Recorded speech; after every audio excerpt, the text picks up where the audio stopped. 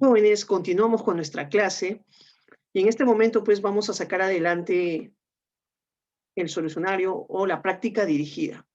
Recordemos que estamos trabajando pues nuestro tema del periodo antropológico. Vayamos a la primera pregunta.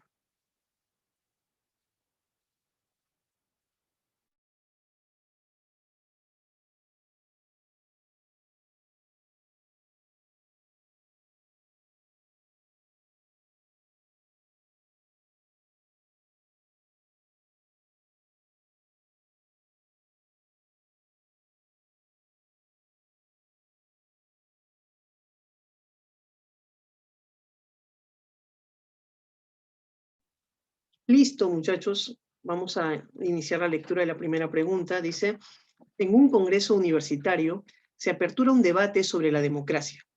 Algunos están de acuerdo con dicho sistema de gobierno, otros están en contra y otros no opinan. Para finalizar el debate, un estudiante sostiene que no existe una verdad objetiva y que lo único que quedaría es llegar a un consenso, teniendo en cuenta los beneficios de este. ¿Qué sentencia filosófica de la antigüedad sintetizaría el hecho relatado? Jóvenes, ahí tenemos pues las 4 sentencias. La alternativa dice A, el hombre es la medida de todas las cosas. B, yo solo sé que nada sé. La C, conócete a ti mismo. Y la D, si algo existe no se puede llegar a conocer. Vemos, jóvenes, entonces que la primera sentencia pertenece pues a Protágoras, ¿no? Las dos siguientes pertenecen a Sócrates, solo sé que nada sé, conócete a ti mismo. Y la última sentencia pertenece al filósofo Gorgias, al sofista Gorgias, ¿no? Gorgias se oponía, jóvenes, a las tesis de Parménides. Parménides decía que el ser es lo que existe siempre, que el ser y el pensar eran lo mismo o que había una identidad entre ellos. Y entonces Gorgias elabora tesis para oponerse a dichas tesis de Parménides, ¿no? La primera tesis es que nada existe, porque todo está en constante flujo, todo está dejando de ser, por lo tanto nada es, como dice Parménides, ¿no? Lo otro es que si algo existe, dice él, no puede ser conocido, porque no podemos aprender la realidad que fluye, jóvenes, porque las cosas que están dejando de ser no pueden aprenderse, no pueden captarse, ¿no? No puede atraparse la realidad que está fluyendo, que está escapándose constantemente, jóvenes, de nuestras manos, ¿no? Y otra cosa, jóvenes, importante que dice Gorgias es justamente este hecho de que no podemos comunicar nuestros conocimientos con el lenguaje a través de palabras. Por eso él dice que si algo podemos conocer, no lo podemos comunicar a los otros, ¿no? Listo, jóvenes. Entonces, esas son las ideas fundamentales. Ya sabemos cuál es la respuesta, ¿no? La respuesta es la frase, el hombre es la medida de todas las cosas, porque esta frase hace referencia al relativismo, justamente de Protágoras. Entonces, vayamos, jóvenes, a la solución de la pregunta, ¿no? A decir de Protágoras, el hombre es la medida de todas las cosas, por tanto, según este pensador, no hay verdad objetiva y lo único que quedaría es llegar a consensos y considerar beneficios, ¿no? Marcamos, jóvenes, la alternativa A. Pasamos entonces, jóvenes, a nuestra siguiente pregunta, pregunta número 2.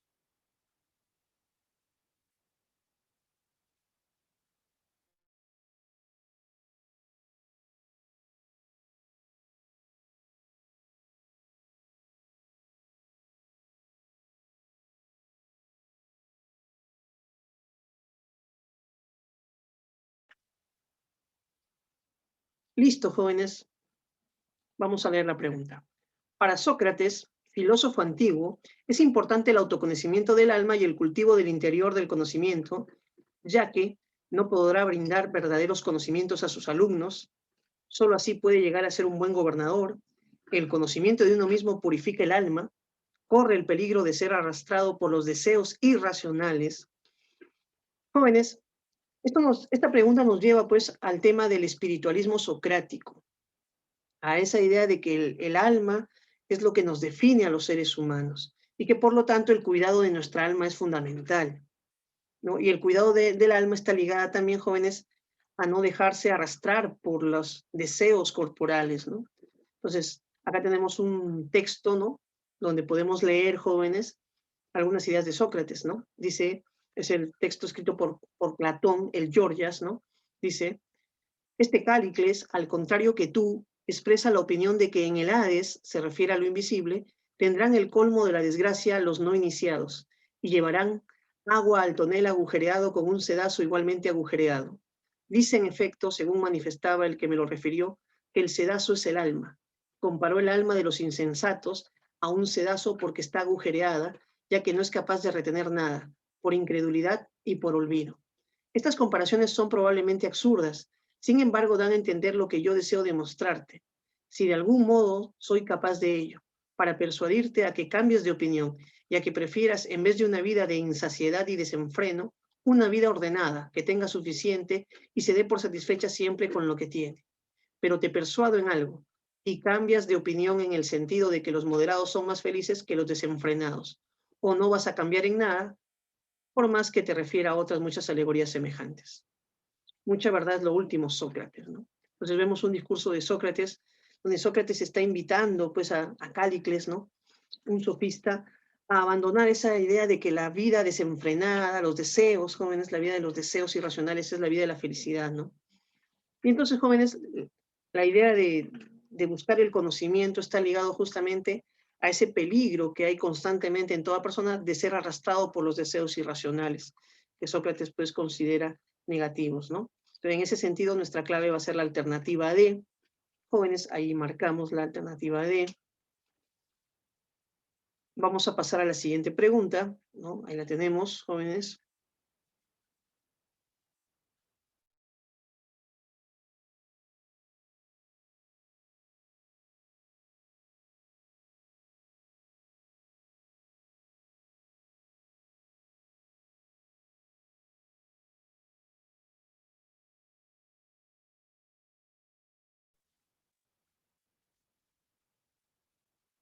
¿Qué sistema de gobierno defendieron los sofistas? Y según ellos, ¿quiénes deben gobernar? La aristocracia, y deben gobernar los sabios; la democracia, y deben gobernar los que han nacido para gobernar; la aristocracia, y deben gobernar los que han aprendido a gobernar; y la democracia, y deben gobernar los que han aprendido a gobernar. Jóvenes, ahí tenemos pues una pregunta ligada a la época de los sofistas, ¿no? Recordemos, jóvenes, que los sofistas pues van a defender las ideas democráticas, ¿no? No por un tema de convicción, creo yo, sino porque era el sistema que les permitía pues subsistir dentro de Atenas, ¿no? Un sistema democrático necesita del debate, de la argumentación, ¿no? Por lo tanto, pues necesita de las habilidades de los sofistas. Ellos decían enseñar la virtud política. Ahora, el otro tema es, entonces ya tenemos que es la democracia, ¿no? Puede ser la alternativa B o la alternativa D. Ahora, el otro debate, jóvenes, es ¿quiénes gobiernan? ¿Los que han nacido para gobernar, ¿no? O los que han aprendido a gobernar? Entonces, la capacidad de gobernar es innata, es hereditaria, se recibe de nuestros padres, ¿no? O es aprendida.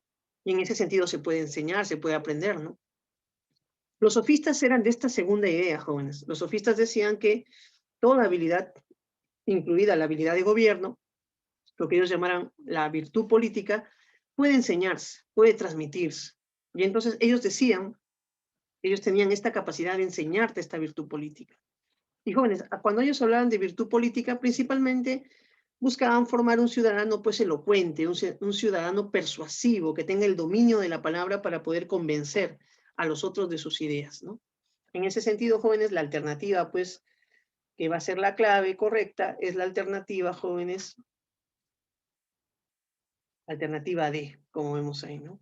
La democracia, y deben gobernar los que han aprendido a gobernar. Según los sofistas, la virtud ciudadana es un atributo que se aprende, ¿no? Esa virtud consiste en debatir en asambleas y así fortalecer el sistema democrático esclavista. Listo, muchachos, pasamos a la pregunta número 4, ¿no? Pregunta número 4.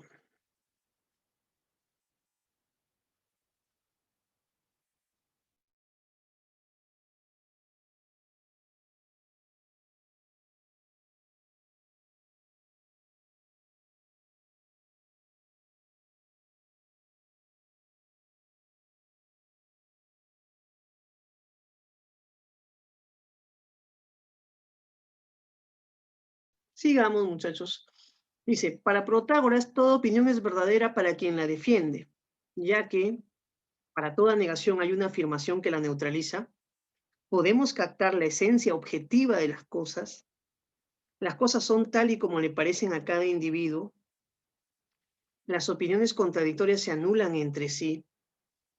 Jóvenes, miren, en este tema se habla pues de que toda opinión es verdadera para quien la defiende. Entonces estamos hablando de la posición relativista, ¿no? Si yo defiendo una idea, esa idea es verdadera. Ahora, ¿por qué? Nos están preguntando el por qué. Para toda negación hay una afirmación que la neutraliza. Bueno, eso sería, jóvenes, un poco el tema de las antilogias, ¿no? Un poco el tema de las antilogias, un poco el tema este del hablar, muchachos, del lo que llamamos, pues, otro discurso distinto a lo que estamos hablando del relativismo. Podemos captar la esencia objetiva de las cosas. No, los sofistas no creen que podamos llegar a una esencia. Recordemos que para los sofistas la realidad está en constante cambio, devenir. En ese sentido, la alternativa B tampoco sería, ¿no? Las opiniones contradictorias se anulan entre sí, dice la alternativa D. ¿No? Ese es un poquito siguiendo la lógica, pues esta de opiniones contrarias se anulan. El principio de equipolencia, ¿no? De los filósofos, ¿no? Que se llamaban pues los escépticos, ¿no? Pero el relativismo se fundamenta principalmente, jóvenes, en esta idea de que las cosas son como a cada persona le parecen, ¿no? Siguiendo esta idea del hombre es la medida de todas las cosas. Entonces, toda opinión es verdadera, pero algunas son más útiles. Dice ahí, el mismo viento parece fresco a uno y tibio a otro. No es que uno de los dos se equivoque, ambos aciertan. Este viento es fresco para aquel a quien así le parece y es tibio para el otro.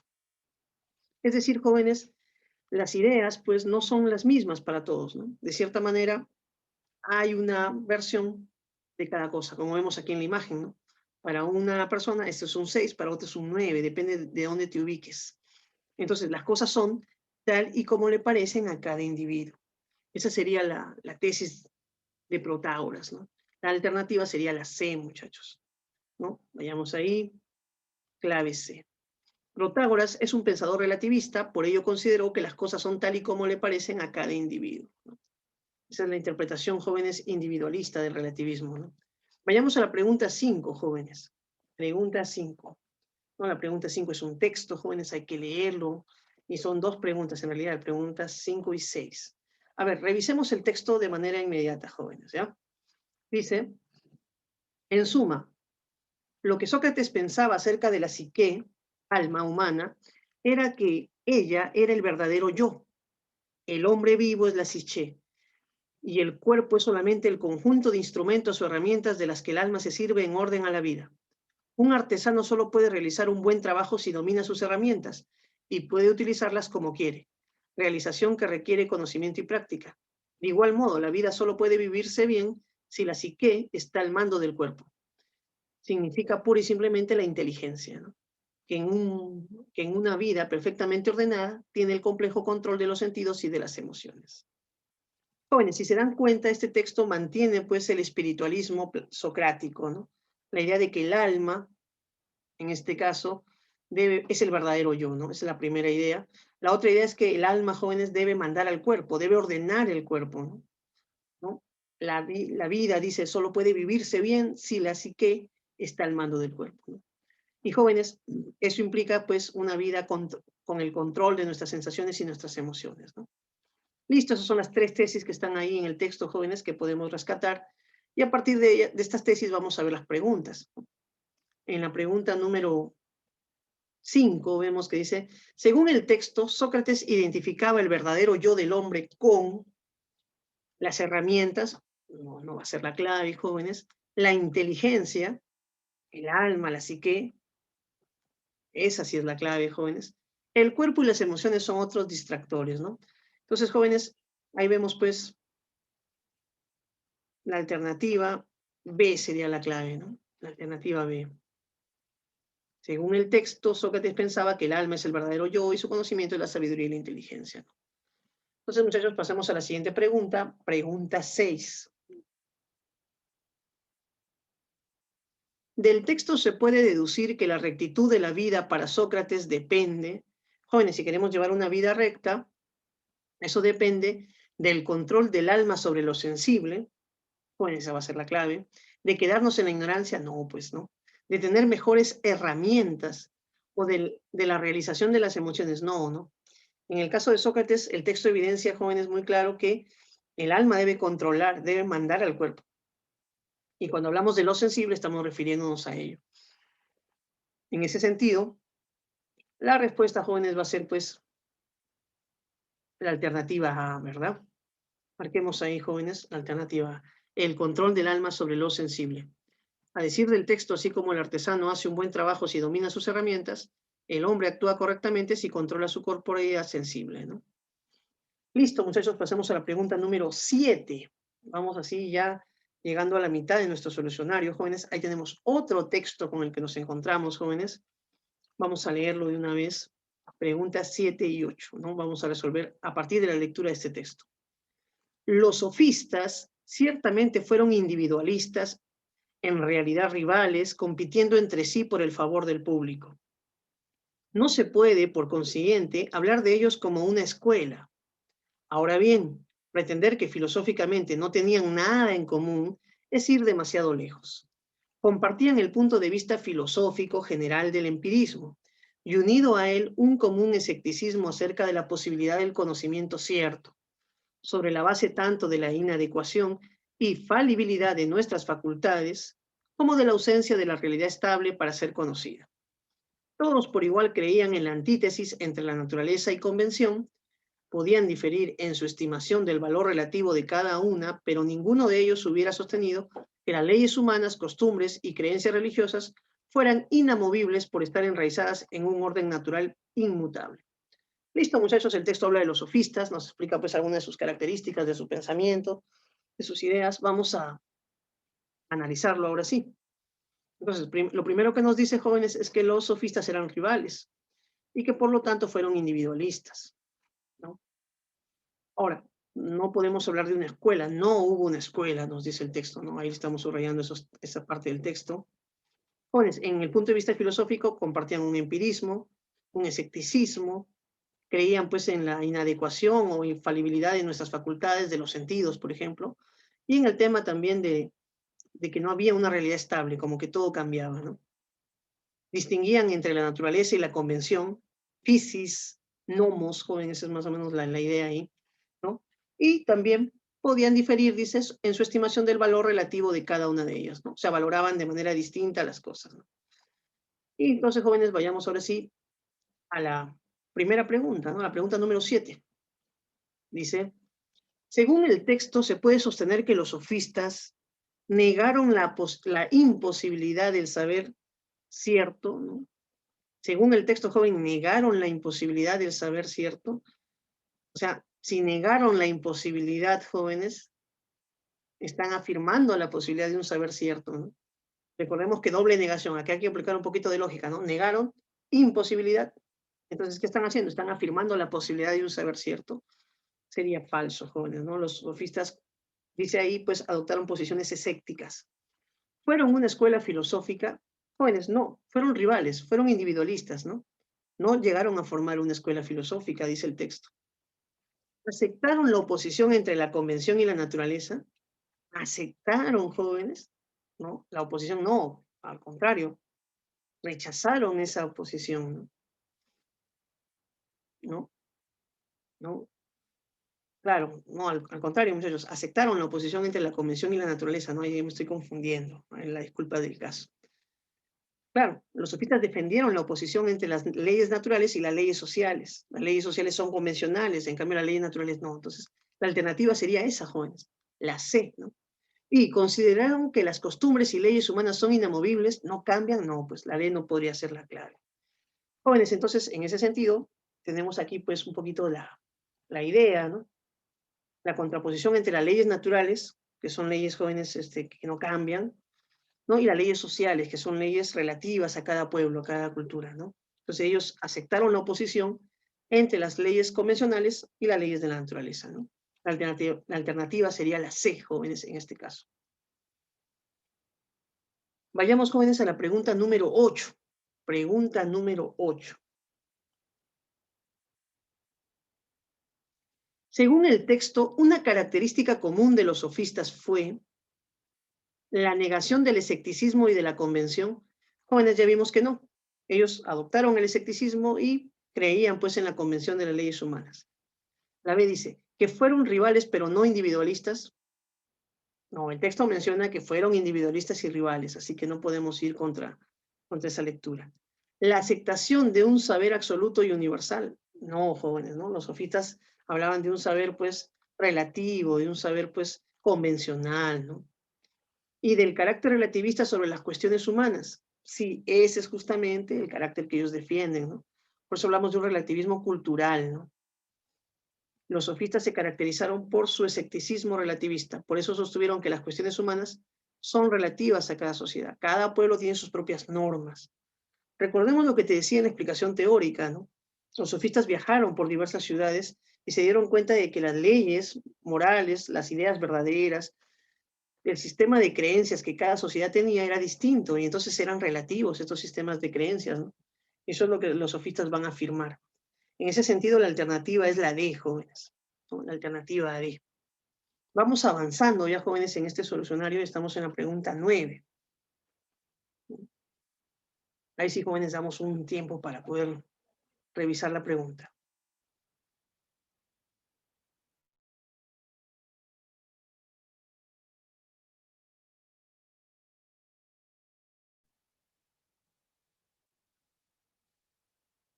Jóvenes, entonces la pregunta dice, uno de los temas que se desarrollaron durante el siglo V antes de nuestra era en Atenas, durante el sistema democrático, fue el fundamento de la realidad, jóvenes. Recordemos que esa idea fue debatida pues en el periodo anterior, ¿no?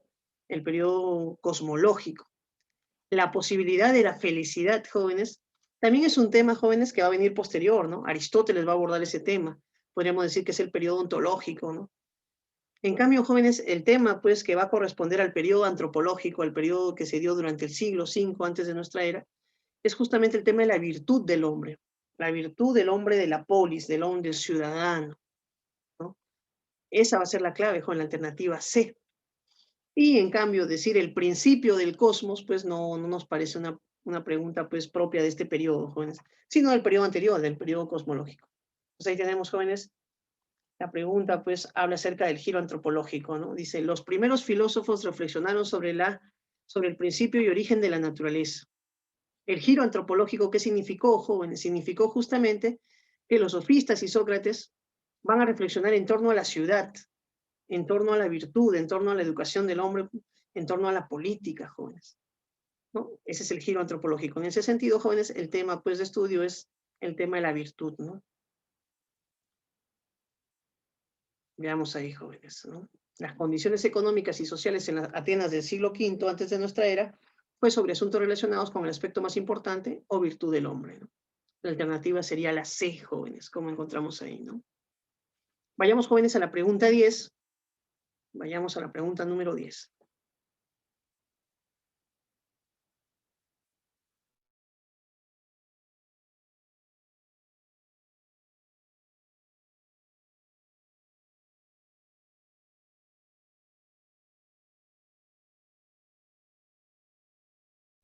Listo, muchachos, hemos leído la pregunta.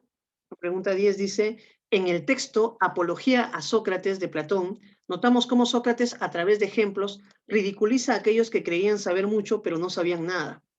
A esta forma de proceder se le conoce como, jóvenes, aquí pues la pregunta tiene un truco, ¿no? Tú estarías diciendo, profe, la mayéutica sería la clave, ¿no? No. Pero jóvenes, no es exacto, porque la mayéutica es justamente el proceso no de demostrar que no sabían nada, sino de extraer las ideas verdaderas. Por eso, si marcas la mayéutica, vas a marcar mal. Ahora, profe, la inducción, el devenir, la deducción, otras claves no se me ocurren, profe, estas otras claves no me parecen. Oye, para resolver el tema tenemos que ver que, recordar lo que te decía en la clase anterior, que hay dos formas de explicar el método socrático. La forma que lo hacía Platón. Platón hablaba de ironía o refutación, y la segunda parte hablaba de la mayéutica, el arte de alumbrar ideas, ¿no? En la primera parte del método socrático, en la ironía o la refutación, justamente es de lo que habla el texto, buscaba Sócrates, su interlocutor o la persona con la que él debatía, mostrarle su ignorancia, mostrarle, no por el hecho de ridiculizarlo, no por el hecho de burlarse de él. El afán de Sócrates no era un afán burlón, jóvenes, sino el afán era purificar el error de esa persona, purificar su alma del error, hacerle consciente de su ignorancia. ¿Ya, muchachos? Entonces, el problema de la pregunta, jóvenes, es que no nos da tampoco por ahí, ¿no? A esta parte del método se le llama ironía o refutación. Y entonces, ahora, para hacer esto, jóvenes, para refutar las ideas de los autores, Sócrates aplicaba, y eso ya lo dice Aristóteles, por eso vamos a pasar al análisis aristotélico. Aristóteles decía esto, ¿no? Jóvenes, que Sócrates no buscaba, por ejemplo, los conceptos particulares. Hablamos de una mujer bella, un templo bello, una estatua bella, no. Sócrates buscaba qué es lo bello en sí. Más allá, pues, de los conceptos particulares, él buscaba un concepto universal. A este paso de lo particular a lo universal le llamamos inducción. Y muchas veces, jóvenes, la ironía, la refutación que Sócrates hacía de las ideas de sus interlocutores, se basaban justamente en este paso, ¿no? De que los interlocutores solo afirmaban un concepto particular de lo que ellos estudiaban, cuando Sócrates buscaba el concepto universal, ¿no? Entonces, siguiendo, jóvenes, combinando un poco las dos ideas de Aristóteles y de Platón, la clave, pues, nos parece ser la B, ¿no? La clave de esa pregunta, jóvenes, es una pregunta difícil, pero no, la clave es la B. La palabra inducción, ¿no? A través de la ironía, Sócrates ridiculizaba a aquellos que se presentaban como sabios, ¿no? La ironía, jóvenes, ¿no? Más exacto sería la ironía, jóvenes, más que la inducción. Pero de todas las alternativas que están ahí presentes, la B es la que podría ser la más exacta. Sigamos ahí, jóvenes. Nos faltan 4 preguntas. Vamos a manejar las 2 últimas lecturas. Tenemos aquí un texto, jóvenes, de los sofistas. Dice, uno de los principales problemas que plantea este fragmento es el de la identidad de hombre, al que se refiere Protágoras. El artículo determinado sugiere que se trata de hombre en general, ya sea varón o fémina, griego o bárbaro, libre o esclavo. Pero también podría ser el hombre en singular, el individuo. En el primer caso, Protágoras estaría diciendo que las cosas son tal y como las ven los seres humanos en general. Y puesto que los seres humanos tienen en común la razón, como demostró Heráclito, su planteamiento sería similar al desarrollado por Kant en la época moderna. Para este último, solo los fenómenos, el mundo tal como aparece según la experiencia humana ordenada por las categorías de la razón, pueden conocerse científicamente. En el segundo caso, Protágoras estaría diciendo que las cosas son tal como se ve, como las ve el hombre en singular, y que dependen de aquello que cada uno tiene en particular y distinto con respecto a los demás, como por ejemplo las impresiones de los sentidos. Por tanto, una misma cosa a uno puede parecerle caliente y a otro fría. Algo puede tener buen sabor para uno y mal sabor para otro. En este último caso, Protágoras sería el fundador del relativismo, ¿no? Protágoras sería el fundador del relativismo. Listo, muchachos. Entonces ahí tenemos aquí algunas ideas importantes, ¿no? De este texto. Vamos a subrayar las 2 interpretaciones que se hacen en el texto, jóvenes. Entonces, jóvenes, cuando Protágoras dice el hombre es la medida de todas las cosas, ¿cómo interpretar ese texto? Eso es lo que aquí la pregunta nos está planteando. Si lo interpretamos como el hombre, como la humanidad es la medida de todas las cosas, la afirmación de Protágoras se parecería mucho a la propuesta kantiana, dice, ¿no? Pero esa no es la interpretación que normalmente hacemos del texto, ¿no? Sino que cuando decimos que el hombre es la medida de todas las cosas, lo que hacemos referencia es al hecho de decir de que es el individuo, ¿no? El hombre en singular, son los individuos. Entonces, cada persona tiene su propio tipo de verdad. Y por eso, jóvenes, pues esas son las 2 maneras de entender esta frase de Protágoras, que normalmente nosotros lo interpretamos siempre de la segunda manera, pero que en este caso está problematizando, está diciendo, ¿cuál es la verdadera interpretación? ¿El hombre como especie? ¿El hombre como individuo, jóvenes? ¿No? ¿El hombre en general o el hombre en singular? ¿No? Esa es más o menos la propuesta. Listo, muchachos. Ahora, si aceptamos el último caso, sí, Protágoras es el fundador del relativismo. Jóvenes, entonces, vayamos aquí a la pregunta 11. Dice, de acuerdo con el texto, el pensamiento de Protágoras puede ser compatible con el pensamiento kantiano si interpretamos la noción de hombre como ser individual, no, jóvenes, como especie humana. La clave sería esa, ¿no? La C. Ahí no hay debate, jóvenes, ahí no hay nada que hacer. La clave es la C, ¿no? Eso es lo que dice el texto. Si aceptamos el ser humano en general, es más parecida a la propuesta kantiana. Ahora vayamos a la pregunta número 12, jóvenes. En la pregunta número 12, jóvenes, se dice, de acuerdo con la lectura, si en la frase el hombre es la medida de todas las cosas, interpretamos la noción de hombre como ser individual, entonces Protágoras rechaza la posibilidad de captar la verdad de modo, jóvenes, y ahí entramos ya pues al tema, ¿no? Si aceptamos la interpretación de hombre como ser individual, Protágoras va a rechazar la idea de la verdad absoluta, jóvenes. No podremos captar una verdad absoluta. Entonces la clave va a ser ahí la D, jóvenes, ¿no? ¿Listo, muchachos? Vamos a pasar a la siguiente pregunta. Uy, nos encontramos con otro texto, jóvenes, también intenso, pero vamos a leerlo. Cuando supe la respuesta del oráculo, esas son palabras de Sócrates en la Apología, jóvenes, dije para mí, ¿qué quiere decir el Dios? ¿Qué sentido ocultan estas palabras? Porque yo sé sobradamente que en mí no existe semejante sabiduría, ni pequeña ni grande. ¿Qué quieres, pues, decir al declararme el más sabio de los hombres? Porque él no miente. La divinidad no puede mentir. Dudé largo tiempo del sentido del oráculo hasta que por último, después de gran trabajo, me propuse hacer la prueba siguiente. Fui a cada uno de nuestros conciudadanos que pasa por uno de los más sabios de la ciudad. Yo creía que allí mejor que en otra parte encontraría materiales para rebatir al oráculo y presentarle un hombre más sabio que yo, por más que me hubiera declarado el más sabio de los hombres.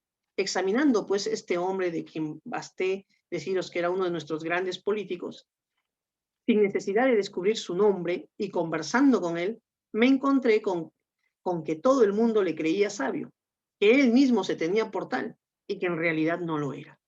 Después de este descubrimiento me esforcé en hacerle ver que no era lo que él creía ser y por eso me hice odioso para este hombre y para sus amigos que asistieron a la conversación. Luego que de él me separé, razonaba conmigo mismo y me decía, yo soy más sabio que este hombre. Puede muy bien suceder que ni él ni yo sepamos nada de lo que es bello y de lo que es bueno, pero hay una diferencia, que él cree saberlo, aunque no sepa nada, y yo, no sabiendo nada, reconozco no saber. Me parece pues que en esto yo era más sabio, porque no asumo saber lo que no sé. Jóvenes, este es pues un texto donde Platón explica la famosa frase solo sé que nada sé, ¿no? ¿Qué había pasado, jóvenes? Había pasado el hecho de que el oráculo de Delfos declara que Sócrates es el hombre más sabio. Y entonces, pues, esta declaración toma por sorpresa a Sócrates porque él siempre decía esta famosa frase, yo solo sé que nada sé. Y entonces, ¿cómo va a ser el hombre más sabio aquella persona que afirma que no sabe? Entonces, obviamente hay una contradicción ahí y Sócrates quería resolver ese tema. Y entonces comienza a entrevistarse con personas para que él creía sabios y después de su examen, de un análisis de estas personas, llega a la conclusión de que ellos no saben,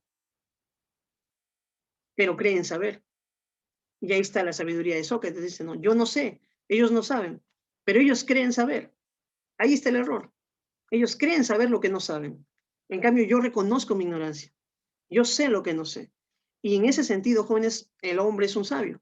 Los sabios son aquellos que aprenden a reconocer su ignorancia, aprenden a reconocer sus límites. ¿Listo, muchachos? Vayamos a la pregunta. Ahí tenemos más o menos qué quiere decir el Dios al declararme el hombre más sabio, ¿no? El oráculo no miente, Dios no miente. Y bueno, yo soy más sabio porque yo reconozco mi ignorancia, dice Sócrates, ¿no? En esa última parte del texto. Listo, muchachos, ahora sí, vayamos a la pregunta 13. Dice, a decir de Sócrates, el ser sabio es una condición otorgada por los hombres, descubierta por la experiencia, señalada por la divinidad o rechazada por la razón. Jóvenes, ¿quién le dice a Sócrates que es sabio? ¿Cómo aprende Sócrates esto? A partir de Dios, ¿no? A partir de la divinidad mediante el oráculo de Delfos. Por lo tanto, la clave aquí va a ser la alternativa C, jóvenes. ¿No? La misión filosófica. Ahí tenemos, jóvenes, el famoso oráculo de Delfos, ¿no? Lo que ha quedado de este oráculo, ¿no? Las ruinas en Grecia, jóvenes. Y por último, jóvenes, pues la pregunta 14, ¿no? La pregunta 14. La condición necesaria para la sabiduría es superar a los políticos, lograr aceptación popular, aceptar los oráculos o reconocer que no se sabe. Obviamente, jóvenes, La clave va a ser la D, pues, ¿no? El reconocimiento de nuestra ignorancia, ¿no? Y jóvenes, pues con esto vamos a llegar ya al final de nuestra clase, ¿no? ¿No? Al final de la solución, pues, de las prácticas dirigidas. Esa es la última pregunta, jóvenes. Bueno, ha sido un placer, pues, estar con ustedes hoy día. Bueno, nos estaremos viendo en una próxima oportunidad, muchachos, ¿no? Cuídense.